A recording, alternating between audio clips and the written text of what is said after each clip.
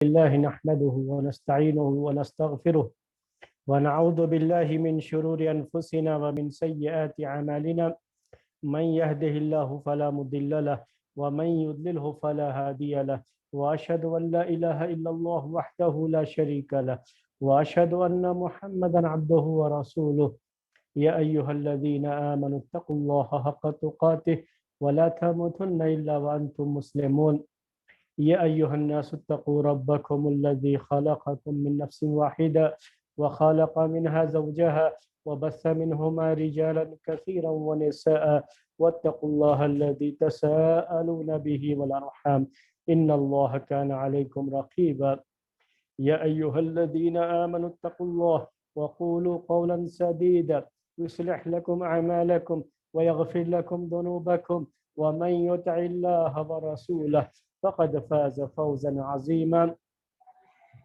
أما بعد فإن خير الحديث كتاب الله وخير الهدي هدي محمد صلى الله عليه وسلم وشر الأمور محدثاتها وكل محدثة بدعة وكل بدعة ضلالة وكل ضلالة في النار۔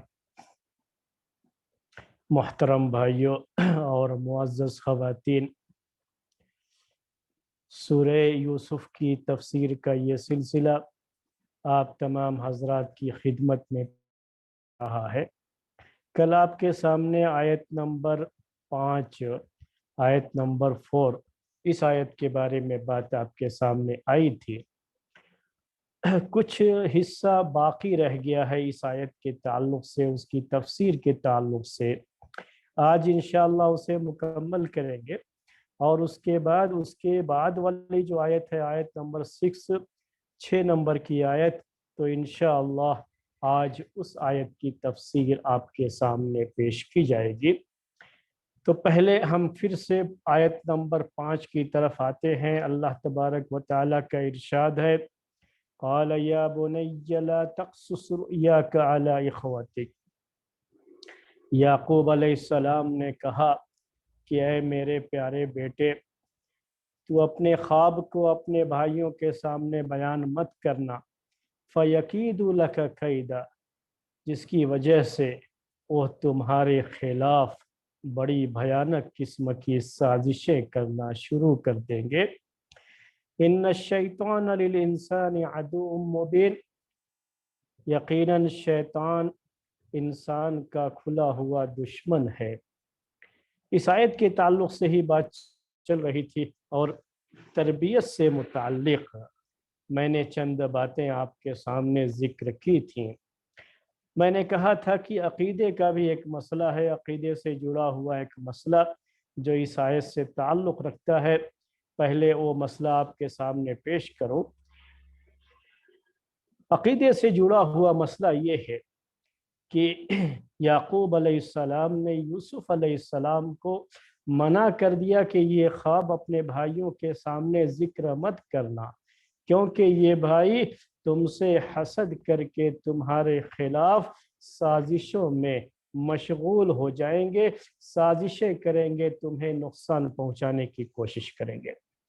اور بعد میں ایسا ہوا بھی کہ انہوں نے سازشیں بھی کیں، ان کے خلاف جو ہے محاذ بنایا، انہیں قتل کرنے یا یہ کہ جو ہے زندگی کا خاتمہ کر دینے کی اپنی طرف سے پوری کوشش بھی کی بھائیوں نے۔ یہ ساری چیزیں بعد میں ہوئی ہیں، جو کہ آپ کے سامنے آگے کی آیتوں میں چیزیں یہ آئیں گی۔ تو ایک مسئلہ عقیدے کا کیا ہے کہ کیا یوسف علیہ السلام کے یہ بھائی نبی تھے یا نہیں تھے؟ یوسف علیہ السلام تو نبی ہیں، رسول ہیں، یعقوب علیہ السلام بھی نبی ہیں، اور ان کے باپ، ان کے دادا پردادا جو ہے اسحاق علیہ السلام، ابراہیم علیہ السلام، یہ سب کی سب نبی ہیں۔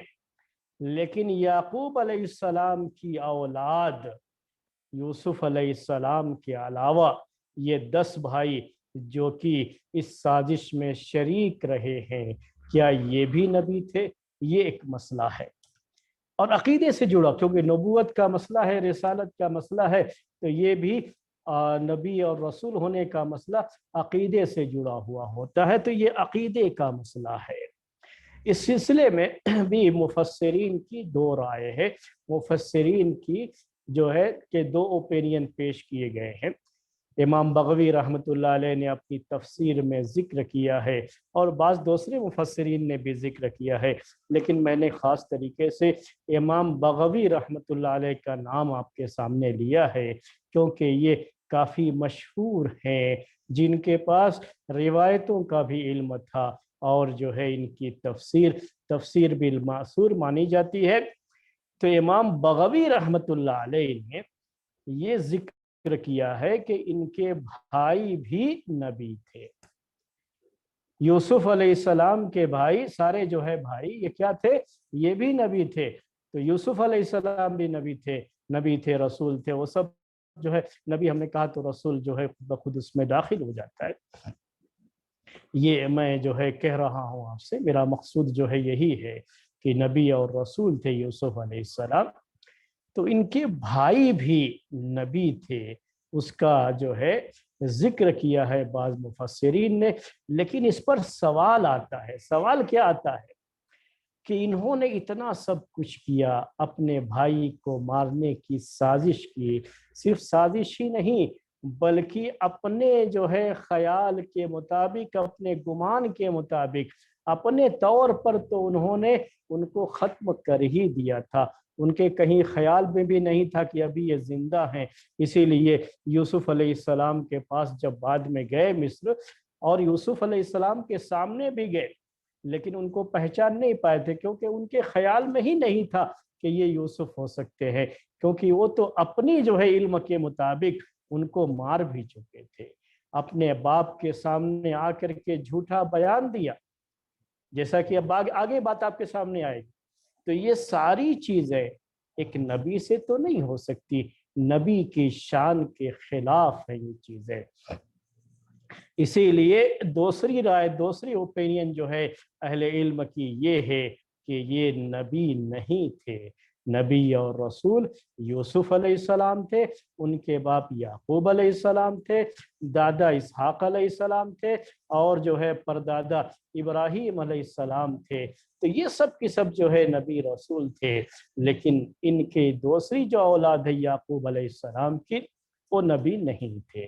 اور نبی نہ ماننے کی وجہ یہی ہے کہ جو انہوں نے حرکتیں کی ہیں، یہ حرکتیں نبوت کی شان کے خلاف ہیں، رسالت کی شان کے خلاف ہے، اسی لیے ان کو نبی اور رسول نہیں مانا جا سکتا، کیونکہ نبی اور رسول بڑے گناہوں سے محفوظ ہوتا ہے، اور اللہ تبارک و تعالیٰ کی طرف سے وہ معصوم ہوتا ہے۔ چھوٹے گناہوں کے بارے میں تو یہ ذکر کیا ہے لوگوں نے کہ چھوٹے گناہ ہو سکتے ہیں کسی نبی سے، رسول سے، لیکن بڑے گناہ کسی نبی رسول سے نہیں ہو سکتے۔ وہ جو ہے نبوت کی وجہ سے وہ معصوم ہوتے ہیں، اللہ تعالیٰ انہیں ان سے محفوظ رکھتا ہے۔ تو یہ ایک سوال آتا ہے، جو لوگ کہتے ہیں کہ وہ نبی تھے، ان کے سامنے یہ سوال آتا ہے تو اس کا جواب وہ یہ دیتے ہیں کہ شروع میں ان کا معاملہ تھا بھائیوں کا ایسا، لیکن بعد میں انہوں نے توبہ کر دیا، اور توبہ کرنے کے بعد جو ہے انہیں نبوت ملی ہے، جب وہ یوسف علیہ السلام کے سامنے حاضر ہوئے، اور یوسف علیہ السلام نے سب کو معاف بھی کر دیا، اور اپنے پرانے گناہوں سے انہوں نے توبہ بھی کر لیا، تو اب اس کے بعد ان کو نبوت ملی، یہ بات کہی جاتی ہے۔ لیکن صحیح بات یہی ہے، دونوں رائے میں سے صحیح رائے میرے بھائیوں یہ ہے، جیسا کہ علامہ ابن تیمیہ رحمۃ اللہ علیہ نے بھی اس کو ذکر کیا ہے کہ ان بھائیوں سے جو حرکت ہوئی ہے، یہ حرکت کسی نبی اور کسی رسول سے نہیں ہو سکتی۔ سب سے بڑی بات کیا ہے، انہوں نے آ کر کے اپنے باپ کے سامنے جھوٹ بولا، اور ایک نبی اور رسول کبھی جھوٹ نہیں بولتا ہے، توریہ کر سکتا ہے لیکن صراحت کے ساتھ جھوٹ نہیں بول سکتا، یہ ہو ہی نہیں سکتا، یہ نبوت کے خلاف چیز ہے، چاہے وہ نبی ہونے سے پہلے کی بات ہو یا نبی ہونے کے بعد کی بات ہو۔ انبیاء کرام نبوت سے پہلے بھی ان کو اس طرح کی چیزوں سے محفوظ رکھا جاتا تھا کیونکہ اگر جھوٹ بولنا ثابت ہو جائے تو ان کی نبوت اور رسالت پر لوگوں کو اعتماد نہیں رہ جائے گا۔ اسی لیے نبی اور رسول اس طرح کے گناہوں سے محفوظ ہوتے ہیں، ان کو بچپن سے ہی ان کی تربیت ایسی ہوتی ہے، اور اللہ تعالیٰ کی طرف سے انہیں توفیق اس طرح کی ملتی ہے کہ وہ کسی بھی بڑے گناہ کی طرف مائل نہیں ہوتے، ان سے کوئی بڑا گناہ نہیں ہوتا ہے۔ تو یہ بات تھی میرے بھائیوں عقیدے کے تعلق سے کہ یوسف علیہ السلام کے یہ بھائی نبی تھے یا نبی نہیں تھے۔ تو صحیح بات یہ ہے کہ یہ نبی نہیں تھے، اور زیادہ تر مفسرین کی اور جو پرانے جو بھی مفسرین گزرے ہوئے ہیں، کہا جاتا ہے کہ میجارٹی جو ہے سلف میں سے اور بعد میں آنے والے لوگوں میں سے بھی جو ہے میجارٹی اسی بات کی طرف گئی ہے کہ یہ نبی نہیں تھے۔ اور کیوں جو ہے ان کی نبوت کے بارے میں یہ بات کہی گئی ہے، میں نے اس کی وجہ بھی آپ کے سامنے بیان کر دی۔ یہاں ایک پہلو جو ہے یہ بھی سوچنے کا ہے، یہ بھی جو ہے ذہن میں رکھیے گا کہ بعض مفسرین نے یہاں پر بھائیوں کے سب کے نام بھی ذکر کیے ہیں، اور یہ نام کہیں بھی قرآن یا حدیث میں نہیں آئے ہیں میرے بھائی۔ نام ذکر نے ان 10 بھائیوں کے نام بنیامین کو چھوڑ کر کے ذکر کیے گئے ہیں، لیکن یاد رکھیے کہ یہ کسی بھی صحیح روایت سے ثابت نہیں ہے۔ جنہوں نے بھی نام ذکر کیا ہے انہوں نے اسرائیلی روایات سے استفادہ کیا ہے، اور وہاں سے یہ نام لے کر کے انہوں نے یوسف علیہ السلام کے بھائیوں کا نام یہ ذکر کیا ہے۔ لیکن چونکہ وہ چیز ثابت نہیں ہے اور قرآن میں اللہ تعالیٰ نے ان بھائیوں کا نام بیان نہیں کیا ہے، اس لیے ہمارے لیے بھی یہی بہتر ہوتا ہے کہ جس چیز کو قرآن نے اہمیت نہیں دی، ہم اسے اتنی اہمیت دے کر کے کیوں اس کو جو ہے گنانا شروع کریں، کیوں بیان کرنا شروع کریں؟ جب قرآن نے اس کو اہمیت نہیں دی اور ان کا نام ذکر نہیں کیا، یوسف علیہ السلام کا نام ذکر کیا، ان کے باپ یعقوب علیہ السلام کا نام ذکر کیا، لیکن ان بھائیوں کا نام ذکر نہیں کیا، اور خاص طریقے سے اس موقع پر جو ان کا معاملہ ہے، جو صفت ان کی ذکر کی گئی ہے، یہ اچھے لوگوں کی صفت نہیں ہوتی ہے، تو ایسے موقعوں پر تو خاص طریقے سے نام کے اوپر پردہ ڈالا بھی جاتا ہے۔ تو جب قرآن نے نام ذکر نہیں کیا تو ہمیں بھی اس کی تفصیل میں جانے کی کوئی ضرورت نہیں ہے۔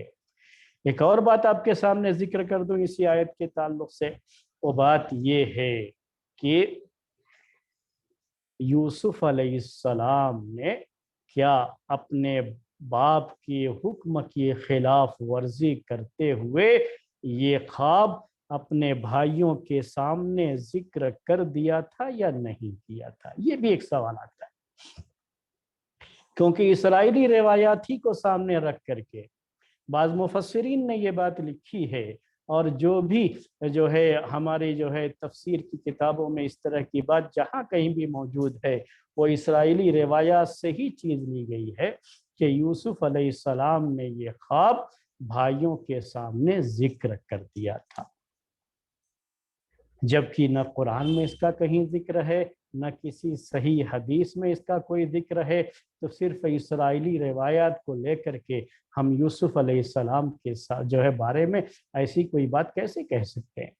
تو صحیح بات یہ ہے کہ یوسف علیہ السلام نے جیسا ان کے باپ نے ان کو نصیحت کی، اپنے باپ کی نصیحت کو انہوں نے گرہ میں باندھ لیا اور اپنے بھائیوں سے اس کا ذکر نہیں کیا۔ اب یہ چند باتیں تھیں جو رہ گئی تھیں پچھلی جو ہے آیت کی تفسیر کے تعلق سے۔ آج آیت نمبر 6 اس کی تفسیر آپ کے سامنے پیش کر رہے ہیں۔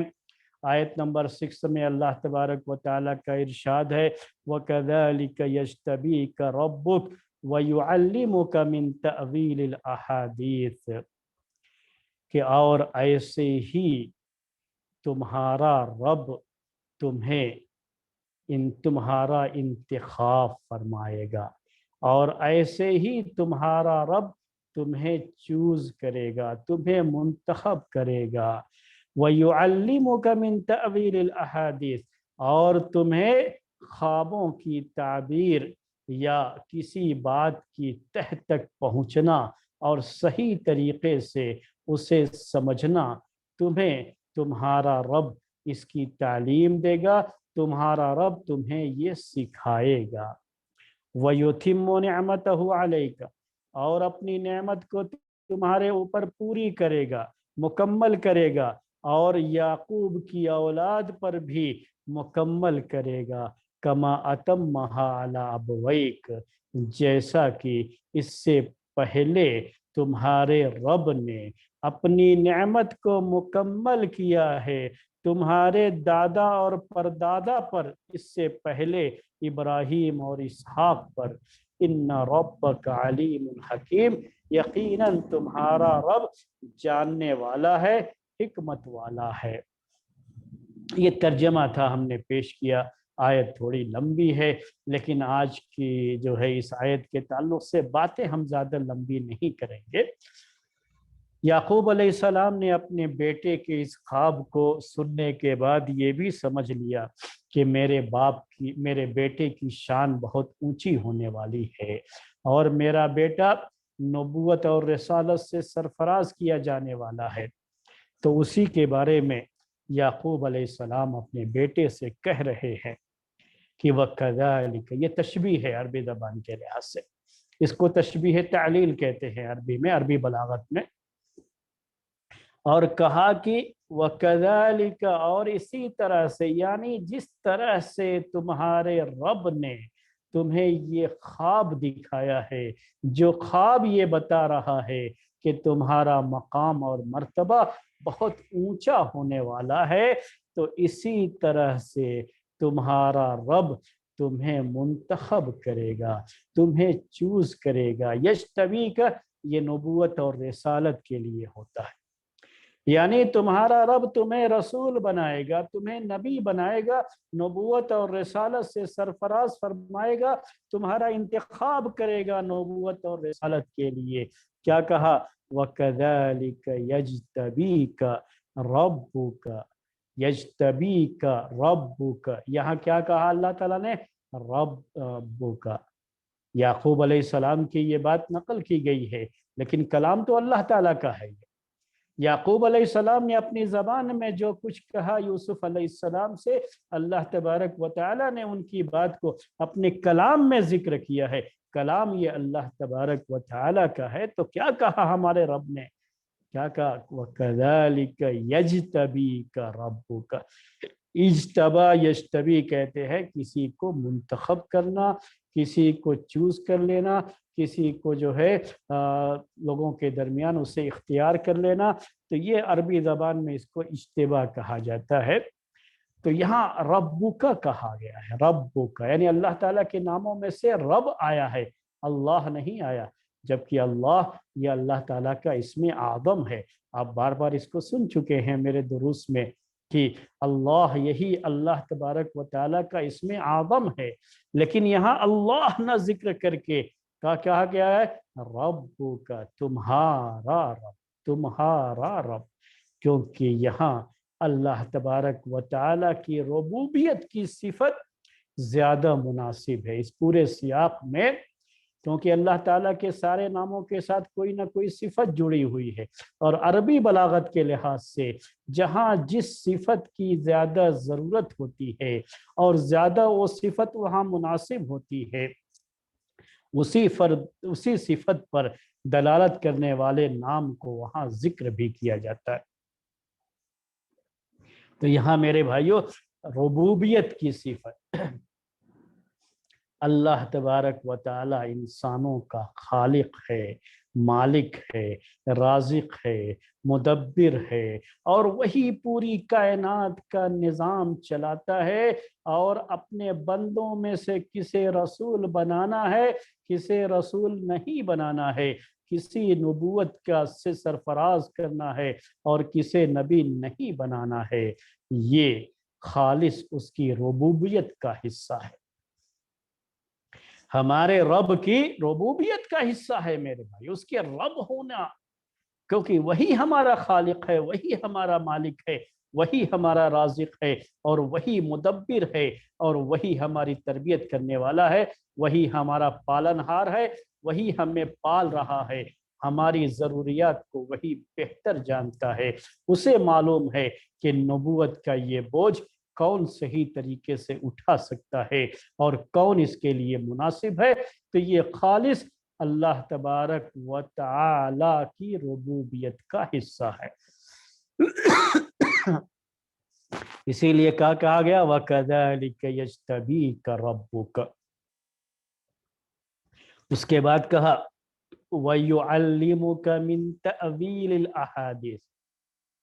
عربی میں تأویل کا یہ لفظ، یہ عربی زبان میں یہ ترجیع کے معنی میں ہوتا ہے، یعنی لوٹنے کے یا لوٹانے کے۔ تو کوئی بھی چیز جب اپنے انجام کو پہنچتی ہے، اپنے آخری انجام کو پہنچتی ہے، تو اس کا انجام کیا ہے؟ اس حقیقت سے جو ہے جب آگاہی ہوتی ہے تو اسے تأویل کہا جاتا ہے۔ عربی زبان میں اس تأویل کا ایک دوسرا معنی بھی ہوتا ہے، اور یہاں وہ معنی مقصود نہیں ہے جو ہے صفات کی تأویل کے بارے میں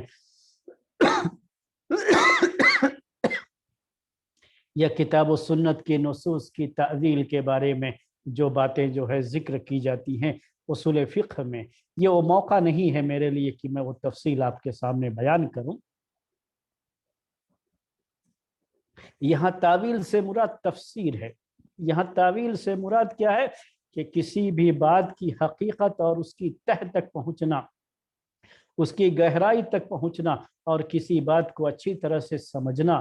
اور یہاں تأویل الاحادیث سے مراد خوابوں کی تعبیر بھی ہے۔ خوابوں کی تعبیر زیادہ تر مفسرین نے یہی معنی کیا۔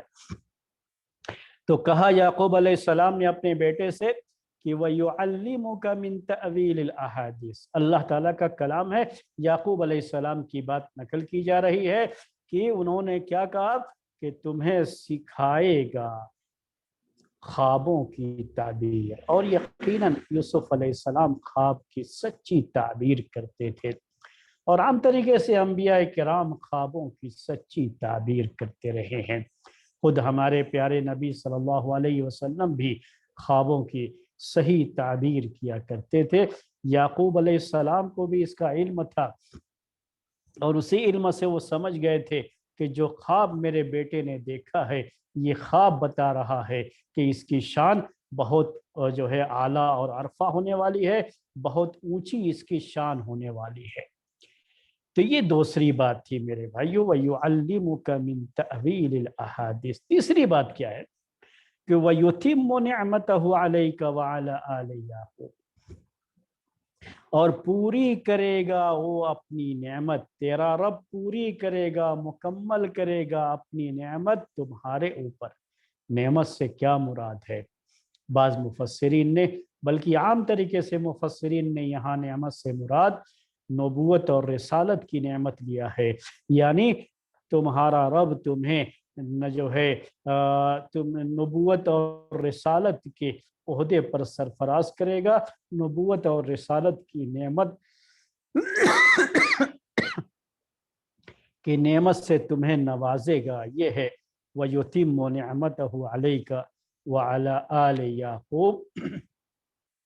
لیکن بعض دوسرے مفسرین نے یہاں نعمت سے مراد اس سے بھی عام لیا ہے، یعنی ہر طرح کی نعمت، دنیا کی نعمت، آخرت کی نعمت، اور ان نعمتوں میں سے ہی نبوت اور رسالت کی نعمت وہ بھی اس میں داخل ہے۔ تو یوسف علیہ السلام کو جہاں اللہ تبارک و تعالیٰ نے نبی بنایا، رسول بنایا، وہیں انہیں حاکم بھی بنایا، اور جو ہے مصر کی حکومت بھی ان کے ہاتھ میں تھی۔ تو یہ ساری نعمت میرے بھائیوں اس میں داخل ہے، یہ سب کی سب دنیاوی نعمتیں ہیں۔ اور آخرت کی جو نعمت ہے ان کے لیے اللہ تبارک و تعالی وہ نعمت، جیسے سارے انبیاء کرام کو، سارے نیک بندوں کو اللہ تعالی آخرت کی نعمت سے انہیں سرفراز کرے گا، یوسف علیہ السلام کو بھی کرے گا۔ اور آگے فرمایا وَعَلَىٰ آلِ يَعْقُوبَ، اور تم پر اپنی نعمت کو مکمل کرے گا، اور آل یعقوب پر بھی۔ آل یعقوب پر، آل یعقوب سے کیا مراد ہے؟ بعض لوگوں نے آل یعقوب سے مراد یعقوب علیہ السلام کے ساری اولاد کو لیا ہے، ان کے سارے بیٹوں کو لیا ہے، اور اسی سے وہ دلیل لیتے ہیں کہ ان کے بیٹے بھی دوسرے بیٹے بھی یوسف علیہ السلام کے علاوہ دوسرے بیٹے بھی نبی اور رسول تھے، تو یعقوب علیہ السلام کی اولاد پر بھی اللہ تعالیٰ اپنی نعمتوں کو پوری کرے گا۔ لیکن اگر دیکھا جائے تو یہ بھی کہہ سکتے ہیں کہ اس سے مراد خود یعقوب علیہ السلام ہے، وَعَلَىٰ آلِ یعقوب، خود یعقوب علیہ السلام ہے، اور یعقوب علیہ السلام نبی تھے، اس میں کسی شبہ کی کوئی گنجائش نہیں ہے۔ تو یعقوب علیہ السلام نبی تھے، اور اس طرح سے کبھی ایسا کہا جاتا ہے، کبھی ایسا جو ہے استعمال کیا جاتا ہے آل کے ساتھ، اضافت کے ساتھ، لیکن خود وہی مراد ہوتا ہے۔ عربی زبان میں اس طرح کا انداز بھی ہوتا ہے۔ آپ جو ہے اس سلسلے میں آپ کو ایک حدیث جو ہے سناتا ہوں، ایک روایت بڑی لمبی حدیث ہے صحیح بخاری کی، اس میں یہ ہے کہ جب ابوبکر رضی اللہ تعالی عنہ جو ہے مکہ چھوڑ کر کے جا رہے تھے، جب مکے والوں نے انہیں پریشان کیا اور اپنے گھر میں نماز پڑھنے سے ان کو روکنا شروع کیا، تو وہ مکہ چھوڑ کے جا رہے تھے۔ راستے میں جو ہے قبیلے کا سردار جو ہے اس کو ابن الدغینہ کہا جاتا تھا، اس سے ملاقات ہو گئی، تو اس نے روک دیا اور پوچھا کہ کہاں جا رہے ہیں؟ کہا تمہاری قوم یہاں مجھے عبادت کرنے نہیں دے رہی ہے، اس لیے میں یہ چھوڑ کر کے جا رہا ہوں۔ اللہ تعالیٰ کی زمین بہت وسیع ہے، اور میں جو ہے اللہ تعالیٰ کی زمین میں جا کر کے اللہ تعالیٰ کی عبادت کروں گا۔ جب یہ بات جو ہے سنی ابن الدغینہ نے تو کیا کہا؟ ان مثلک لا یخرج ولا یخرج، ان مثلک، اس کا معنی اردو میں ہوتا ہے کہ یقیناً تمہارے جیسا۔ تو یہاں کیا کہا جاتا ہے کہ تمہارے جیسا سے مراد یہاں پہ یہ نہیں ہے کہ جو ہے ابوبکر رضی اللہ تعالی عنہ جیسا کوئی ہو، تو نہیں، بلکہ کہا جاتا ہے کہ خود ابوبکر رضی اللہ تعالی عنہ خود وہی مراد ہیں اس کے اندر۔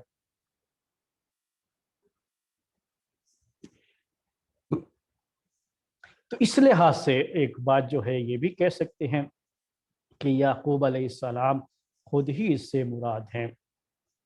اور اگر ہم آل یعقوب سے مراد یعقوب علیہ السلام کی ساری اولاد کو لیتے ہیں تو اس وقت میرے بھائیوں نعمت سے مراد نبوت اور رسالت کی نعمت نہیں ہوگی، بلکہ اللہ تبارک و تعالیٰ کے دین کی طرف لوٹ آنا، اور جو ہے جو ان کے دلوں میں شیطان کی وجہ سے حسد وغیرہ کے جذبات جو ہے آ گئے تھے، ان جذبات سے توبہ کر کے حق کی طرف لوٹ آنا، اور نعمت والے کی نعمت کا اعتراف جو ہے، اور اس کی جو ہے اس کی بڑائی کا اعتراف کرنا، اور اس کی بڑائی کا اعتراف کرتے ہوئے اس کے ساتھ رہنا، یہ سب چیزیں بعد میں یعقوب علیہ السلام کے یہ بیٹے اس کی طرف لوٹ آئے تھے، جیسا کہ ہم نے آپ سے پہلے بھی کہا ہے کہ بعد میں انہوں نے معافی بھی مانگ لیا تھا، تو بعد میں ان کے حالات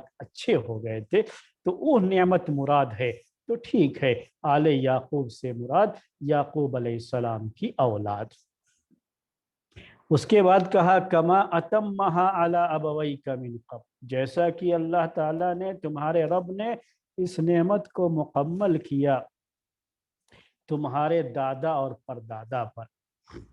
ابویک، یہاں سے ابویک جو کہ تثنیہ ہے، اور اسی سے بدل یا عطف بیان ہے ابراہیم و اسحاق، تو یہاں دادا پردادا جو ہم کہہ رہے ہیں وہ اس وجہ سے کہ آگے ابراہیم اور اسحاق کہا گیا ہے، اور عربی زبان کے لحاظ سے باپ دادا پردادا جتنا بھی یہ نسب آتا ہے نا، سب کے لیے اب کا لفظ استعمال کیا جاتا ہے، جیسے ابن کا لفظ جو ہے استعمال کیا جاتا ہے بیٹے کے لیے بھی، پوتے کے لیے بھی، پڑ پوتے کے لیے بھی۔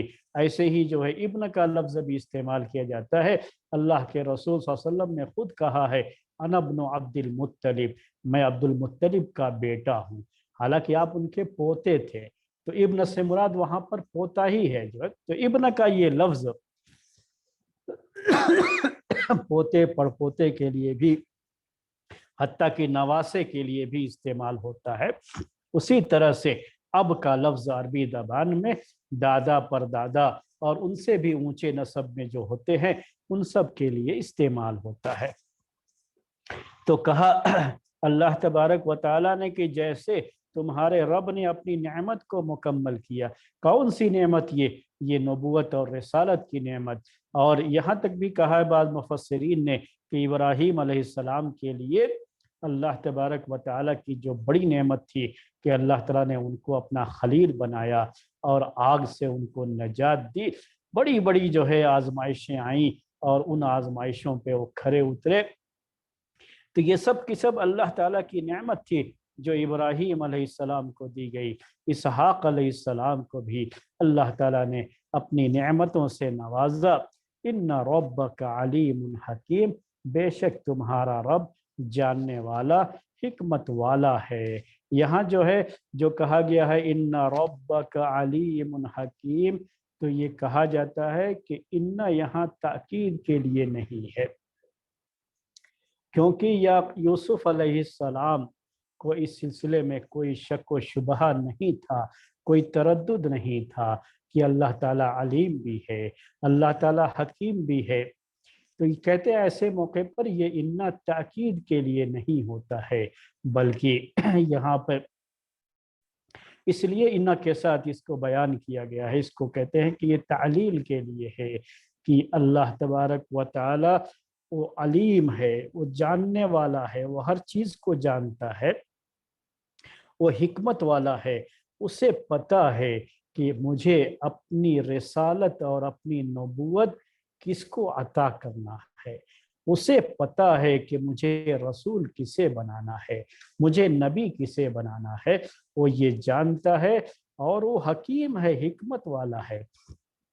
اس کو اچھی طرح سے پتہ ہے کہ اس کی حکمت کا تقاضا یہ ہے کہ فلاں کو نبی بنایا جائے، فلاں کو رسول بنایا جائے، اور فلاں کو فلاں کے تابع بنایا جائے، فلاں کو حاکم بنایا جائے۔ اللہ تعالیٰ کو بہتر معلوم ہے کہ وہ کس کو رسول بنائے گا، کسے نبی بنائے گا، یہ علم اس کے پاس ہے۔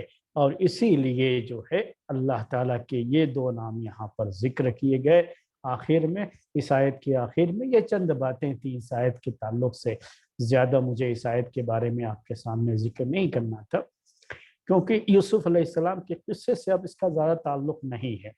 آگے پھر جو ہے یوسف علیہ السلام کا قصہ شروع ہوتا ہے آگے کی آیت میں۔ مجھے کھانسی بھی بہت زیادہ آ رہی ہے، تو میں انشاءاللہ پھر کل جو ہے درس میں بات آپ کے سامنے وہ پیش کریں گے۔ آج کا درس اسی پر ختم کرتے ہیں۔